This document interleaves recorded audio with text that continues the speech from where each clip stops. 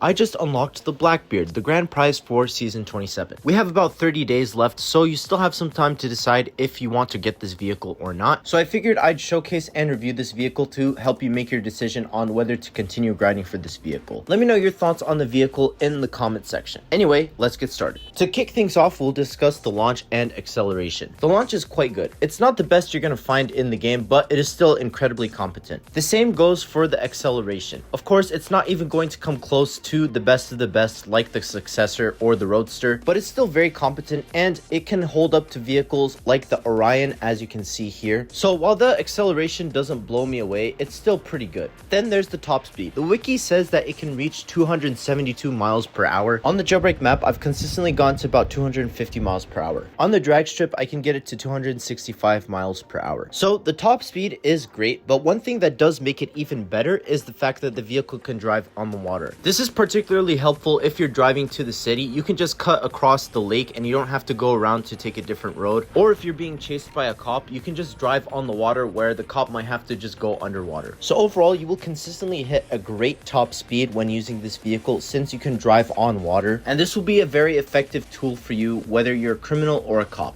Next, let's discuss the handling. This is the biggest issue I have with this vehicle. The handling is flat out not good. It turns very widely, and as you can see here, it completely goes off the road when you're trying to turn at certain parts of the map. And as the vehicle picks up speed, it only gets a bit harder to control. I'm fine with it being like that. I wouldn't change the handling necessarily as it makes sense for what the vehicle is, but it's definitely a limiting factor for sure, and it's something that might discourage some people from using it. Let's discuss the looks. Overall, I'm very satisfied with the appearance of this vehicle. Plasmazilla, the creator, talked about how he was influenced to make this vehicle based off of the underside of a boat, and I think this perfectly captures that. Be sure to check out my interview with Plasmazilla, by the way. It's a really creative idea for this pirate themed season, and I think it was done really well. I like the shaping of it, and I really appreciate the rudder that actually moves when you're turning the vehicle. I like the details it has, like the anchors, the skull stick shift in the interior, and the treasure hidden in the back. I also really like the flaming effects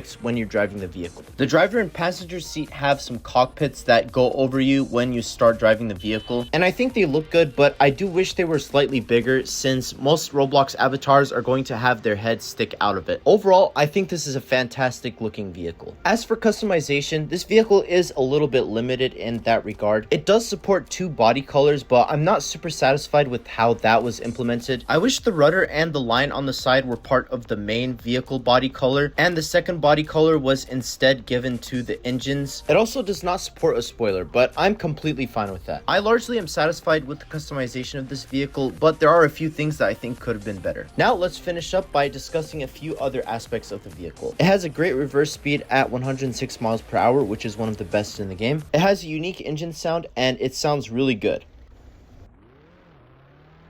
The off-roading is pretty good, but not the best, and it still struggles with some train tracks, surprisingly. The durability is pretty solid. It has 100 HP, and it's disabled for 7.5 seconds. The braking is fine, but not the best. And as for trading, take my word with a grain of salt because I don't trade at all, and I don't really know anything about trading values. But due to the unique appearance and the high top speed, I would expect it to go pretty good in terms of trading value. Probably around recent vehicles like the Cobra and the Storm Rider, which are very good in terms of stats, but haven't been around too long to gain enough desirability. Again, take my word with a grain of salt though. But overall, is this vehicle worth the grind and should you get it? In my opinion, the answer is yes. I think this is a fantastic vehicle and I'm really happy with it. It looks really nice. It looks unique. It doesn't look like any vehicle we've had before. It's able to drive on water as well, which is a feature that only one other vehicle has. So it is unique and it does stand out. Plus, it has fantastic stats. The handling is the big thing going against this vehicle, but it does have a great top speed and pretty good acceleration, all things considered. I personally was satisfied when I unlocked this vehicle, and I think you will be too if it looks interesting to you. But if you don't like the vibe of it, then you're probably fine skipping this one. However, I am happy that I got it, and overall I recommend it. I'd give this vehicle an 8 out of 10. I think it's very good. But that's gonna wrap up my thoughts on the Blackbeard. Overall, I'm very satisfied with it. Let me know what you think of it in the comments below. Make sure to check out some of my other content. Join my Roblox group and Discord server linked in the description, and I'll see you later. Bye bye.